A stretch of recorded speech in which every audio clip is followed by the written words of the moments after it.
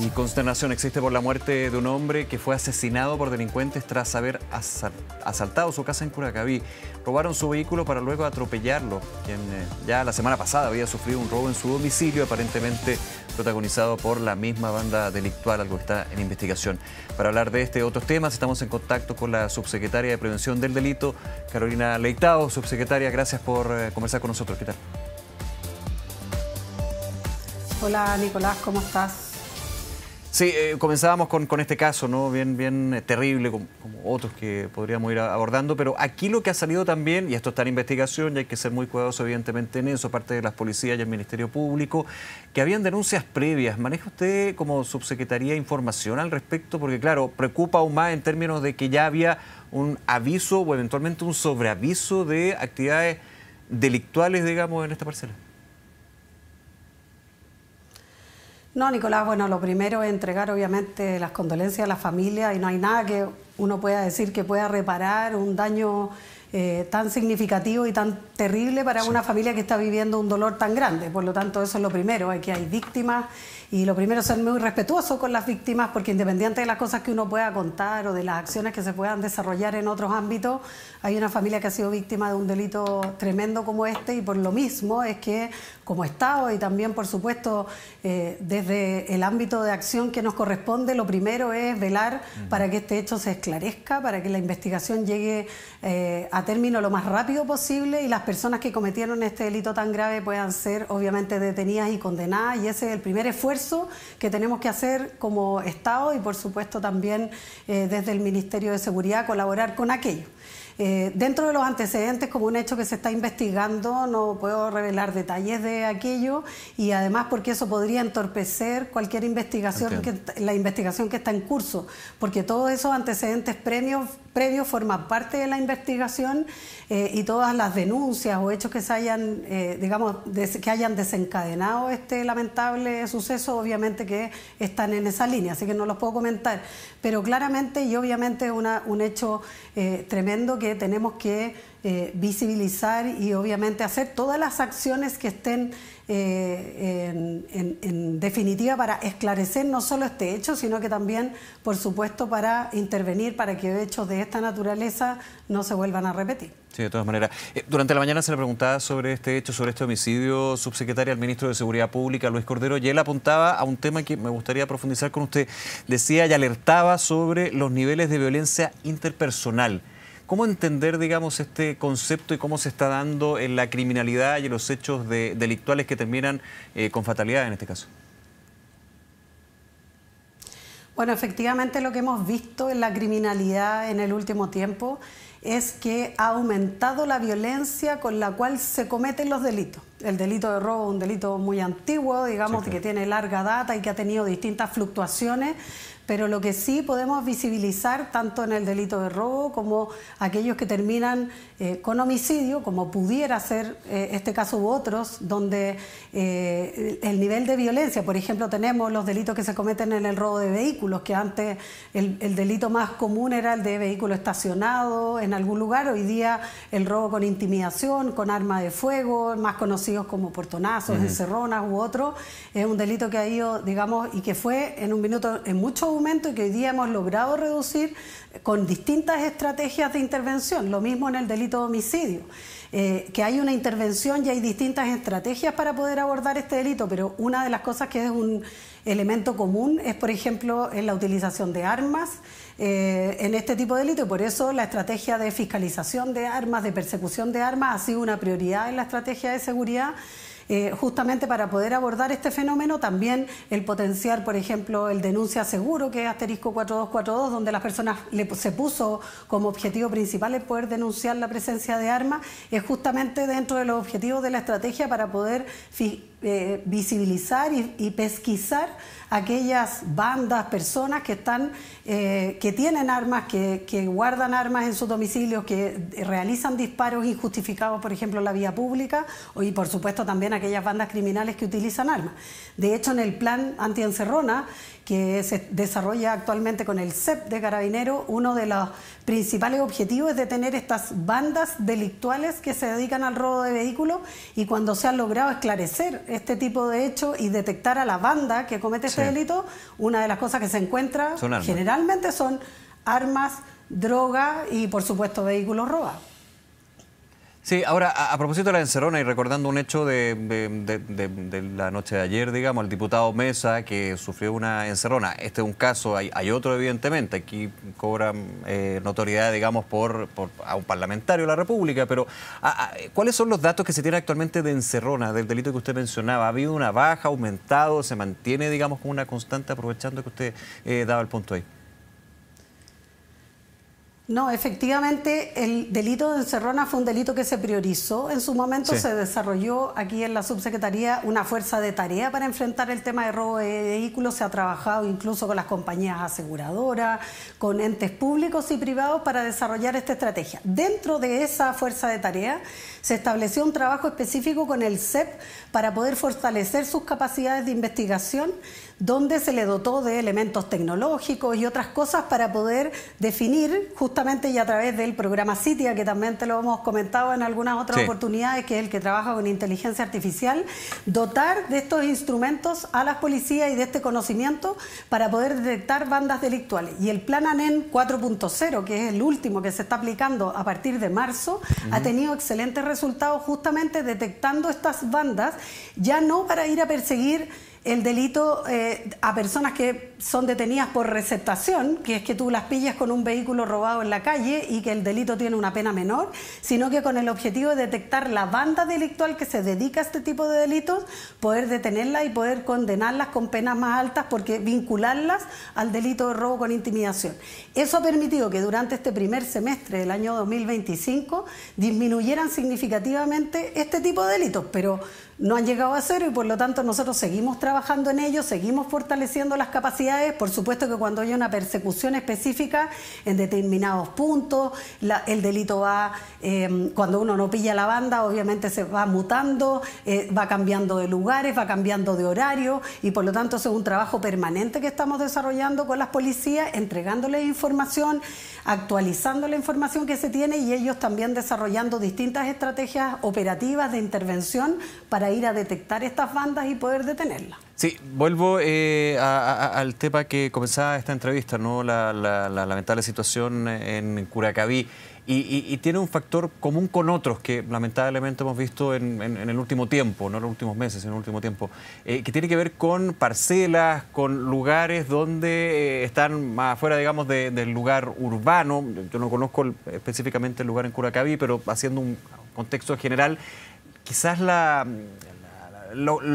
complejidades que tiene una parcela con respecto a el patrullaje de carabineros, con el llamado hacia carabineros. No estoy pensando solamente en Curacaví, sino también en regiones del sur, del norte, regiones más extremas. ¿Cómo se está abordando también eso? Porque tiene elementos que son particulares y distintos, por ejemplo, a urbes, en términos de que igual hay delito, igual hay denuncia, igual hay patrullaje, pero aquí hay distancia, hay situaciones algo más complejas, insisto en el concepto. Sí, bueno, efectivamente, en los delitos que se cometen en zonas alejadas de las zonas urbanas, o rurales, hemos estado trabajando digamos, con varios municipios, sí, claro, o zonas alejadas en la zona urbana, pero que están alejadas de la zona céntrica, ojo, porque también hay zonas urbanas que tienen características hoy día de ese tipo, digamos, y por lo mismo, o que las zonas urbanas se han extendido de tal manera que obviamente cada municipio, todos los alcaldes en general, lo que demandan es mayor presencia policial. En ese sentido hemos estado trabajando con muchos municipios para fortalecer las capacidades tanto de patrullaje, de prevención que pueden ejercer los propios municipios. A raíz de eso también estamos en el proyecto de seguridad municipal, donde queremos obviamente reconocer este rol y principalmente el preventivo de los municipios en torno a fortalecer los patrullajes, etcétera. Pero también obviamente todos los alcaldes en general demandan mayor presencia policial y por eso se ha hecho el trabajo de poder dotar de más presencia policial en distintos sectores, y recién hace poquito hubo un egreso de los primeros carabineros que salieron en esta ampliación, digamos, de cantidad de carabineros que van a ir, y en diciembre viene un nuevo egreso y se redistribuyeron en distintos sectores, fortaleciendo el trabajo, obviamente, tanto en zonas urbanas como en zonas rurales de presencia policial, pero obviamente nunca es suficiente para la demanda, y por eso mismo es que hemos trabajado con los municipios también el poder fortalecer sus capacidades operativas a través de tecnología.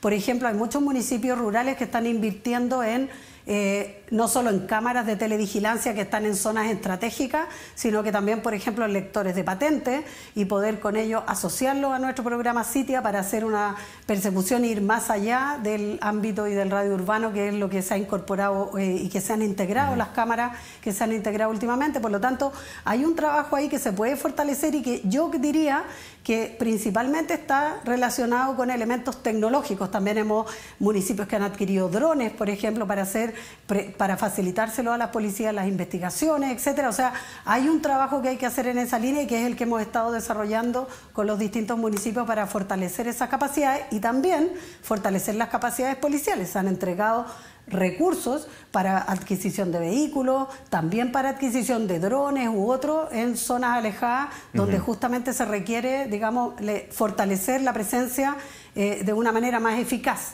que no es solo la presencia física, sino que también a través de la tecnología. Subsecretaria Leitao, tiene que ver también esta pregunta con respecto a prevención, ¿no? Hoy se llevó a cabo la primera sesión de esta fuerza de tarea, quiero decirlo bien, la Fuerza de Tarea para la Prevención del Reclutamiento de Niños, Niñas y Adolescentes por organizaciones criminales. ¿De qué se trata esta Fuerza de Tarea que busca? El nombre es bastante claro, pero profundicemos en cuál es el objetivo. A ver, el primer objetivo es que todos nuestros niños, niñas, jóvenes tienen derecho a vivir en un medio ambiente libre de violencia y a educarse y a tener las oportunidades que el Estado y en el fondo nuestro país les tiene que garantizar. Y lamentablemente eso no ocurre para todos los niños y niñas porque por distintas razones sociales, etcétera, terminan muchos de ellos involucrados en carreras delictuales tempranamente. Y lo que nosotros queremos hacer es prevenir aquello. Y para eso establecimos esta fuerza de tarea que está enmarcada en lo que es el Comité Interministerial de Prevención en Infancia, creado a propósito del Consejo Nacional de Prevención del Delito, que es parte de la nueva institucionalidad del Ministerio de Seguridad. ¿Por qué hago esta introducción tan larga? Porque uno de los objetivos del Ministerio de Seguridad es desarrollar políticas basadas en evidencia y que esta fuerza de tarea lo que hace es conectar tanto instituciones del mundo público como privado y que puede conectar más adelante otras instituciones. Aquí no están todas las que podrían estar por razones prácticas y lógicas de eficacia, aquí son 15 pero vamos a ir invitando, ¿no? También otros actores. En un inicio son 15 instituciones, pero sabemos que hay otras instituciones que pueden aportar en esta línea y por lo tanto lo que vamos a ir haciendo es seguramente en el camino ir invitando también a otros actores que nos puedan aportar en esta tarea. Nosotros hemos definido en muy corto tiempo hacer un diagnóstico y más bien evaluación de lo que hay en términos internacionales y nacionales para luego pasar rápidamente a una fase de un plan operativo piloto en algunas zonas críticas, no quiero hablar de comunas incluso porque a veces son intersecciones de comunas, en algunas zonas críticas para poder medir la eficacia. ¿Qué es lo que queremos? En definitiva, el objetivo de esta fuerza de tarea es reducir la cantidad de niños, niñas y jóvenes que intervienen en carreras delictuales, pero focalizado en particular en reclutamiento. Tenemos dos fuerzas de tareas más, una vinculada al cibercrimen y en el fondo a la violencia digital y otra fuerza de tarea de trayectorias delictuales. Con eso lo que queremos en el fondo es abordar las tres temáticas fundamentales en prevención que creemos que hay que focalizarse en ello con tareas específicas y por supuesto no queremos ni inventar la rueda, ni hacer cosas que otras instituciones ya hacen, sino que más bien destrabar nudos críticos y poder abordar temáticas específicas que permitan desarrollar acciones más eficaces para que los niños, niñas y jóvenes no ingresen en las carreras delictuales. Ahora, se va a hacer un diagnóstico y luego una estrategia, ¿no? Pero a priori, antes de llegar a ese diagnóstico, ¿hay claves o puntos con respecto a este reclutamiento de niños, niñas y adolescentes por parte de las organizaciones criminales? Que ustedes ya tengan, digamos, en la mesa. Lo que pasa es que justamente Sí, hay distintas cosas en la mesa. Lo primero es definir reclutamiento. De hecho, hoy día ya también se ha presentado un proyecto de ley en esta línea para aumentar las penas a personas y poner agravantes a personas más bien que reclutan niños para cometer delitos. Ya se aprobó un proyecto de ley para personas que cometen delitos con menores de edad. Eso ya está vigente. Sí. Por lo tanto, lo que queremos también es influir en aquello. ¿Y en qué sentido? Primero hay que definir qué es reclutamiento. Segundo, hay que definir cuánto es reclutamiento por crimen organizado, cuánto es reclutamiento por bandas delictuales comunes. Porque también está muy instalado este tema del crimen organizado y la verdad es que lo que hemos visto es que más bien hay una mayor presencia, menos de crimen organizado y más de bandas delictuales vinculadas a delitos comunes. Da la idea de que todo es crimen organizado y no es así. Hay determinados delitos. No, no es así. Entonces, para caracterizar el fenómeno, por eso es importante el diagnóstico o más bien tener los datos relevantes para definir una política pública que sea eficaz. Y por otro lado, está el tema de que la mayoría o los delitos donde hay mayor presencia de niños, niñas y jóvenes son el robo de vehículos, por una parte, y también tenemos una presencia importante, no es la mayoritaria, pero que es preocupante, que es la presencia de niños en delitos vinculados a armas. Y por lo tanto, ambos objetivos son importantes. Algunos porque hay mayor presencia de niños en esos delitos, pero también porque, por ejemplo, en los delitos vinculados a armas lo que queremos es intervenir en que obviamente los niños no terminen fallecidos, ya sea como víctimas y también como victimarios en contexto de comisión de su propio delito. Y ustedes ven, insisto, en lo que es este análisis, ¿no? Un tema que se está discutiendo en el Congreso también por parte de la oposición, el modificar, cambiar la ley de responsabilidad penal adolescente, por ejemplo, ¿es un tema que también se va a abordar? La verdad es que no, porque el objetivo de esta mesa es justamente abordar el llegar a tiempo, es decir, cómo hacemos políticas públicas que nos permitan prevenir, llegar a tiempo, antes que estos niños lleguen a ingresar a estas carreras delictuales. Por lo tanto, cuando alguien plantea el tema de las penas es porque alguien ya llegó. Sí, claro. Y nosotros no creemos en la práctica que el aumento de penas por sí mismo sea una solución para un problema que tiene una razón muy de fondo y que tiene que ver con que la mayoría de los niños que ingresan en carreras delictuales, esto está comprobado, no estoy hablando solo de reclutamiento, sino que de los indicadores, estamos hablando de indicadores que se repiten. Negligencia parental, deserción escolar, consumo problemático de alcohol y o droga, por lo tanto son factores comunes que son factores de riesgo y lo que queremos en el fondo nosotros es intervenir tempranamente y pensando también en que también mirar el crimen organizado como un elemento que puede ser un peligro, digamos, para que lo que bien no estamos viendo hoy día de manera masiva en estos casos, pero tampoco queremos que lo sea, o sea, queremos detectar a tiempo esto y prevenir a tiempo que eso no ocurra. Subsecretaria Carolina Leitao, nuevamente gracias por acompañarnos, subsecretaria, que esté muy bien. Gracias, Nicolás, que esté muy bien. Hasta luego, igual.